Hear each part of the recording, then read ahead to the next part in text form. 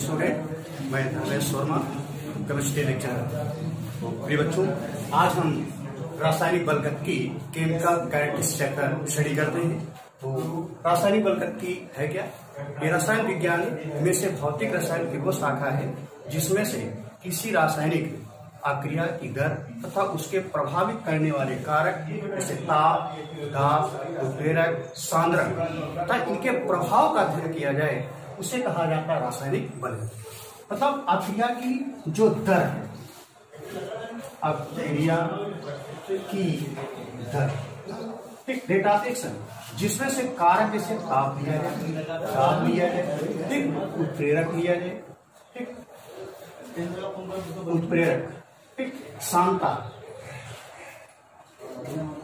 आदि के प्रभाव का अध्ययन किया जाता है, उसे केमिकल कैरेक्टरिस्टिक्स रासायनिक बलगत भी कहते हैं।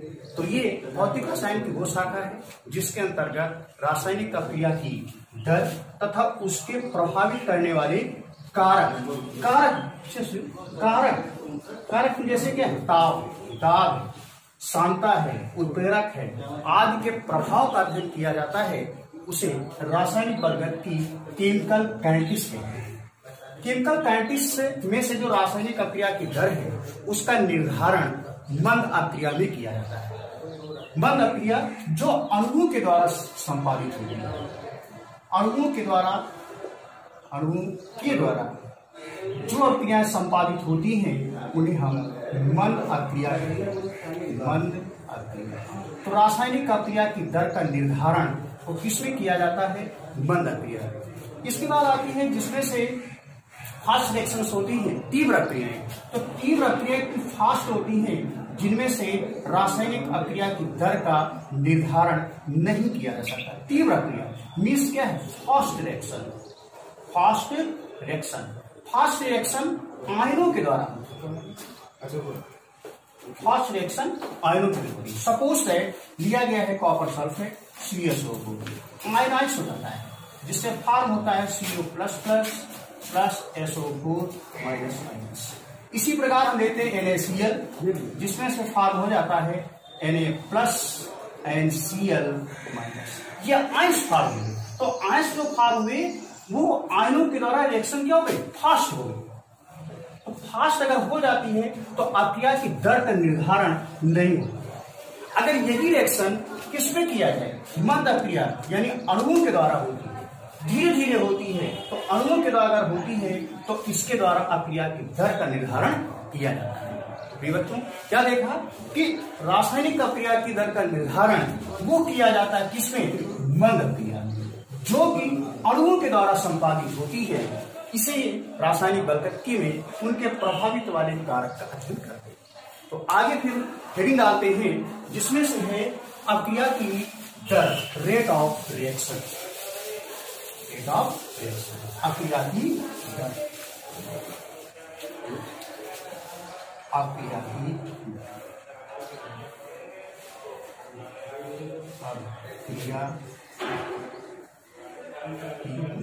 जिसे हम इंग्लिश में बोलते हैं rate of reaction. Rate of reaction इसी को कहते हैं अक्रिया का वेग। अक्रिया का वेग, ठीक। रेट ऑफ रिएक्शन, अक्रिया का वेग। अक्रिया की वेग को इंडिकेट करते हैं R से। आखिर है क्या? अक्रिया की वेग किसी भी रासायनिक अक्रिया में से केवल मंद अक्रिया पर लागू किया जाता है, जिनमें से क्या करते हैं? अक्रिया की दर इकाई समय में किसी पदार्थ में से अभिकारक तथा उत्पाद की सांता में होने वाले परिवर्तन को अक्रिया की दर कहते हैं। कोई पदार्थ लेंगे तो उसका क्या लिया जाएगा? अभिकारक या क्या लेते हैं? उत्पाद। तो उनमें से क्या करते हैं? अभिकारक या उत्पाद की सांता में होने वाले परिवर्तन इकाई समय में उस अक्रिया की दर कहलाती है। इसका मतलब क्या हुआ कि अक्रिया की दर का फॉर्मूला क्या हो जाएगा कि अक्रिया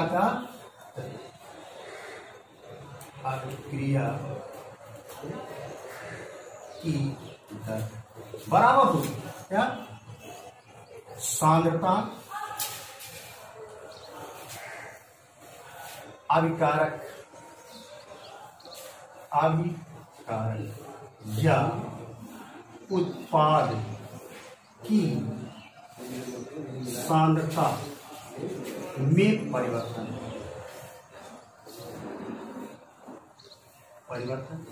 बटे एकांक समय में परिवर्तन, एकांक समय में परिवर्तन।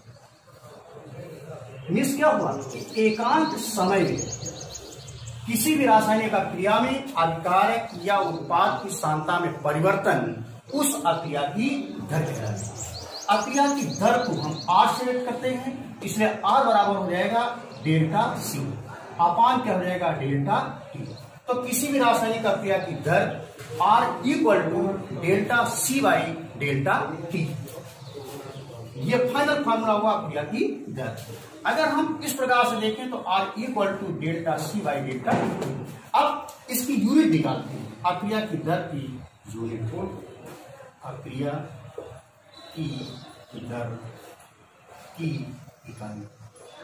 इकाई मीन्स क्या हो? Unit, unit of rate of reaction, rate of reaction.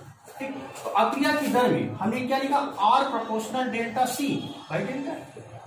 अब डेल्टा C ये क्या है? किसी पदार्थ की सांद्रता है, और सांद्रता किसमें व्यक्त की जाती है? मोल प्रति लीटर। इसलिए R की जो यूनिट होगी वो क्या होगी? मोल प्रति लीटर प्रति सेकेंड। इसलिए R इक्वल टू क्या हो जाएगी? R की यूनिट अभिक्रिया की दर की यूनिट यानी इकाई क्या होगी? इक्वल मोल प्रति लीटर, मोल प्रति लीटर, मोल प्रति लीटर। आप करो मोल प्रति लीटर अपान सेकेंड। अर्थात हम क्या कह सकते हैं? मोल प्रति लीटर पर सेकेंड, यानी इसकी यूनिट क्या होगी? मोल प्रति लीटर प्रति सेकेंड। तो किसी भी पदार्थ में से किसी भी रासायनिक अभिक्रिया की दर के लिए इसकी जो इकाई है वो क्या है? मोल प्रति लीटर प्रति सेकेंड। इसलिए किसी भी रासायनिक अभिक्रिया की दर बराबर होती है किसी अभिकारक या उत्पाद की सांद्रता में परिवर्तन इकाई समय में, वो उस पदार्थ की क्या कहलाती है? अभिक्रिया की दर। अब आते हैं अभिक्रिया की दर को प्रभावित करने वाले कारक, फैक्टर। अभिक्रिया की दर को प्रभावित करने वाले कारक, दर को प्रभावित करने वाले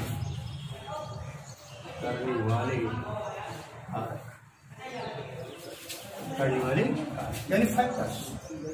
अभिक्रिया की दर को प्रभावित करने वाले जो कारक हैं वो फैक्टर्स हैं, वो कई हैं, जिनमें से फर्स्ट आता है इसमें से टेम्परेचर।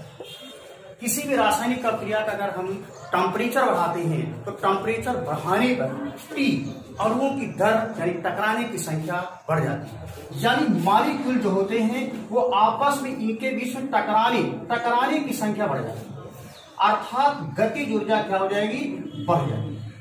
गतिज ऊर्जा बढ़ जाएगी। गतिज ऊर्जा बढ़ने से टकराने की संख्या भी बढ़ जाती है, जिनके कारण ताप बढ़ाने पर अगर हम ताप बढ़ाते हैं तो अभिक्रिया की दर भी क्या होती है? बढ़ जाती है। बच्चों क्या तुमने समझा कि अगर ताप बढ़ाते हैं तो उसके मॉलिक्यूल जो होते हैं वो टकराते हैं, इनके टकराने के कारण अणुओं की गतिज ऊर्जा बढ़ जाती है। इनके बढ़ने के कारण यहाँ पे अभिक्रिया की दर भी क्या होती है? बढ़ जाती है। तो ताप बढ़ाने पर अभिक्रिया की दर बढ़ जाती है। इसी प्रकार हम बात करते हैं किसकी? दाब की। तो दाब इक्वल किसके होगा? यहाँ पे दाब P, प्रसरण। हम जानते हैं कि P प्रोपोर्शनल किसके होता है? T। अगर हम ताप बढ़ाते तो ताप बढ़ जाएगा, इसका मतलब है कि दाब बढ़ाते तो ताप भी बढ़ जाएगा। इसका मतलब है कि अगर हम दाब बढ़ाते हैं तो ताप भी बढ़ जाएगा। इसका मतलब है कि दाब अगर हम बढ़ाते हैं, P अगर बढ़ता है तो पिघलाने पर अणुओं की गतिज ऊर्जा टकराने की संख्या भी बढ़ जाएगी, जिसके कारण दाब बढ़ाने पर इनमें से अभिक्रिया की दर भी बढ़ जाती है, यानी अभिक्रिया की दर क्या हो जाएगी? बढ़ जाएगी। P proportional T। अब बात करते हैं जिनमें से होता है अत्यंत सांद्रता। सांद्रता किसकी होगी? अभिकारक या उत्पाद की सांद्रता। अभिकारक की सांद्रता, अभिकारक की सांद्रता, कंसंट्रेशन। अभिकारक की सांद्रता यानी कंसंट्रेशन, कंसंट्रेशन ऑफ रिएक्टेंट। अगर अभिकारक की सांद्रता हम बढ़ा रहे हैं तो इसका मतलब हुआ कि मॉलिक्यूल पहले कुछ रहे। अब इनमें से अभिकारक बढ़ाने का मतलब क्या है कि अणुओं की संख्या और बढ़ जाएगी। जब अणुओं की संख्या इनमें से और बढ़ जाएगी तो बढ़ने के कारण इनकी संख्या बढ़ने से अणुओं की गतिज ऊर्जा टकराने के कारण बढ़ जाती है। इनमें से अणुओं की संख्या अधिक होगी, अधिक होने के कारण टकराने की संख्या भी बढ़ेगी। अणुओं के टकराने के कारण गतिज ऊर्जा भी बढ़ जाती है, जिसके कारण यहाँ पर अभिकारक की सांद्रता बढ़ाने पर इसमें से अभिक्रिया की दर भी क्या होती है? बढ़ जाती है। अभिक्रिया की दर भी बढ़ जाती है। तो इस तरह से हमने क्या देखा कि अभिकारक की अगर हम सांद्रता बढ़ा रहे हैं इसका मतलब है कि उसमें अभिक्रिया की दर भी बढ़ जाती है।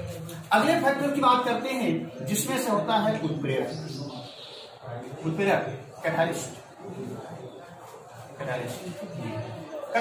किसी भी रासायनिक अभिक्रिया में उत्प्रेरक वो बाहरी पदार्थ होता है जिनमें से डालने से अगर हम अभिकारक में से उत्प्रेरक डाल रहे हैं तो पहले कभी अभिकारक में से अणुओं की संख्या नहीं है, और जब हम उसमें और डालते हैं क्या? उत्प्रेरक, तो उत्प्रेरक डालने से अणुओं की संख्या भी बढ़ेगी, अणुओं की संख्या भी बढ़ेगी। बढ़ने के कारण टकराने की संख्या भी क्या हो जाएगी? बढ़ जाएगी, जिसके कारण गतिज ऊर्जा भी क्या होती है? बढ़ जाएगी। गतिज ऊर्जा भी बढ़ जाएगी, इसके कारण अभिक्रिया की दर भी क्या होती है? बढ़ जाती है। तो इस तरह से उत्प्रेरक अगर किसी भी रासायनिक अभिक्रिया में लेते हैं तो उनमें से अणुओं की संख्या बढ़ जाने के कारण अभिक्रिया की दर भी बढ़ जाती है। इस तरह से हमने क्या देखा? ये फैक्टर्स हैं कि अगर हम अभिकारक की सांद्रता है, प्रेरक है, तो इनके बढ़ाने से उत्प्रेरक लगा देने से क्या होती है? अभिक्रिया की दर भी बढ़ जाती है। अब बात करते हैं यहाँ पे अगले टॉपिक पर आते हैं, वो है वेग स्थिरांक। वेग स्थिरांक, वेलोसिटी कांस्टेंट। वेग स्थिरांक, स्थिरांक, वेलोसिटी कांस्टेंट। वेलोसिटी कांस्टेंट, वेग स्थिरांक। वेग स्थिरांक एक कांस्टेंट क्या है? मान सपोज दैट कोई रिएक्शन ली,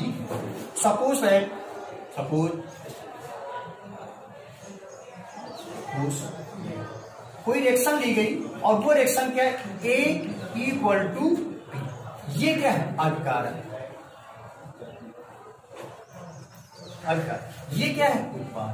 कोई रासायनिक अभिक्रिया जो गिवन दैट क्या होता है? उत्पाद B बना है। तो अब इसी में से अभिकारक A की प्रारंभिक मात्रा, सपोज दैट प्रारंभिक मात्रा या सांद्रता, सपोज पदार्थ A की प्रारंभिक मात्रा या सांद्रता इक्वल मानी जाए क्या है? A। सपोज है रासायनिक अभिक्रिया जब हो रही है तो उस रासायनिक अभिक्रिया में से पदार्थ वियोजित होता है। यदि कहा जाए कि यदि पदार्थ वियोजन की मात्रा अगर कितनी है?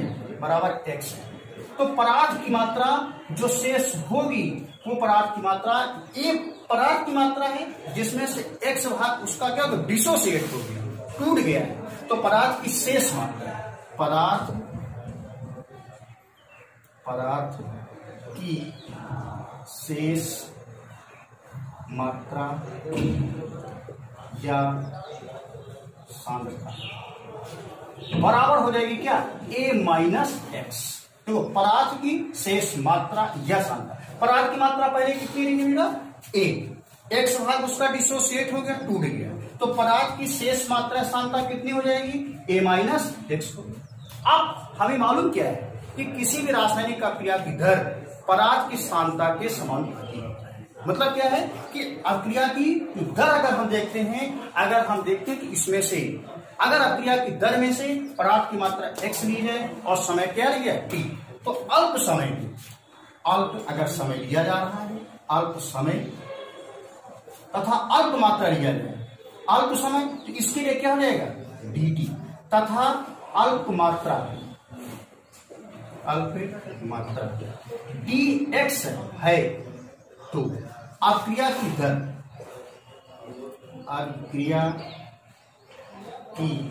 दर बराबर किसके हो जाएगा dx अपॉन dt। देखो ध्यान से क्या कह रहा है कि अगर पदार्थ की मात्रा dx है, अल्प समय पर पदार्थ की मात्रा यहां पे क्या है dx, समय कितना लिया जा रहा है t, तो dx अपॉन dt। अब देखते हैं कि रूल कहता है कि पदार्थ की जो सांद्रता है, अभिक्रिया की दर, रूल अभिकारक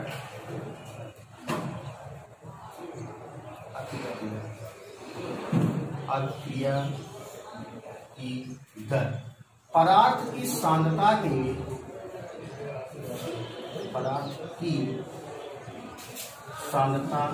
के समानुपाती होता है,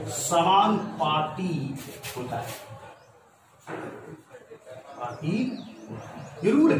क्या कह रहा है कि अक्रिया की दर पदार्थ की सांद्रता के समानुपाती है, मतलब कि अगर पदार्थ की सांद्रता बढ़ रही है तो अक्रिया की दर भी बढ़ जाएगी। अक्रिया की दर पदार्थ की सांद्रता के समानुपाती है, अगर पदार्थ की सांद्रता कम हो गई तो अक्रिया की दर भी कम हो जाएगी।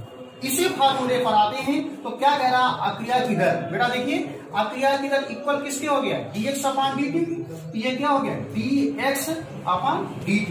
अब प्रोपोर्शनल किसके है पदार्थ की सांद्रता की। अब पदार्थ की सांद्रता शेष मात्रा कितनी बची थी a माइनस एक्स, तो अब dx अपॉन dt प्रोपोर्शनल किसके हो गया a माइनस एक्स। तो अक्रिया की दर dx अपॉन dt प्रोपोर्शनल किसके हुआ समानुपाती, proportional a minus dx upon dt proportional a minus x. अगर इसी फार्मूले में से क्या लिखते हैं कि dx upon dt equal to k a minus x, जहां पे क्या कह रहा है हियर k इक्वल टू क्या है स्थिरांक। स्थिरांक इसी को बोलते हैं बेटा वेग स्थिरांक।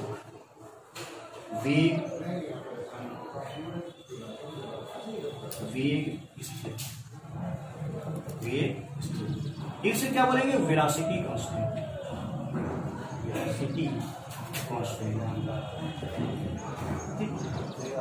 dx अपॉन dt ये इक्वल टू के a माइनस एक्स, जहां पे k क्या वेग स्थिरांक। तो किसी भी रासायनिक अक्रिया के लिए वेग स्थिरांक का मान उस अक्रिया के लिए नियत एवं कांस्टेंट होता है, इसी को बोलते हैं वेग स्थिरांक। तो बेटा ये देखा वेग स्थिरांक के लिए ये फॉर्मूला आएगा, इसमें से dx अपॉन dt। किसी भी रासायनिक अक्रिया के लिए वेग स्थिरांक का मान नियत एवं स्थिरांक। अब बेटा हम बात करते हैं वेग स्थिरांक की यूनिट ऑफ वेलोसिटी कांस्टेंट। वेग स्थिरांक की इकाई या यूनिट वेग, गुड मॉर्निंग सर, वेग स्थिरांक की इकाई यानी यूनिट ऑफ वेलोसिटी कांस्टेंट।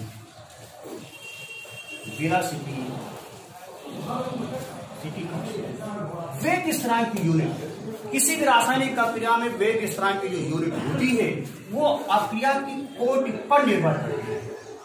अक्रिया की कोटि पर निर्भर, अक्रिया की कोटि पर निर्भर किस पर निर्भर करेगी अक्रिया की कोटि। हम जानते हैं किसी भी रासायनिक अक्रिया की जो दर है वहां पर अक्रिया जो पदार्थ है वो सांद्रता वो क्या होती है मोल प्रति लीटर। तो अगर सपोज दैट देखा जाए तो किसी भी रासायनिक अक्रिया के लिए R प्रोपोर्शनल टू a की पावर 1, जहां पे इसे लिख सकते हैं R equal to k a की पावर ए की पावर एन। अगर सपोज दैट अपक्रिया की दर को एन लिखा गया तो जहां पे एन इक्वल टू क्या है, अपक्रिया की कोट, अपक्रिया की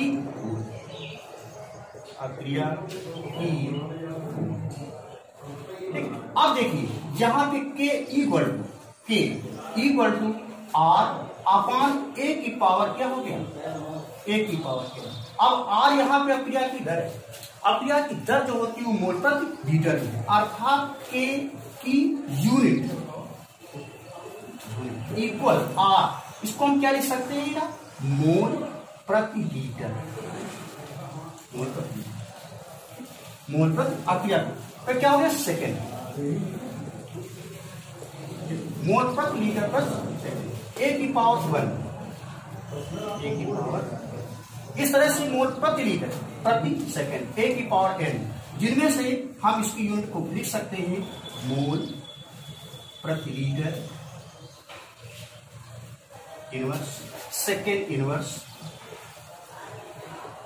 अपान ए मोल प्रति, यानी ए की पावर एन, जिससे हम क्या लिख सकते हैं मोल इनवर्स यानी होल पावर एन।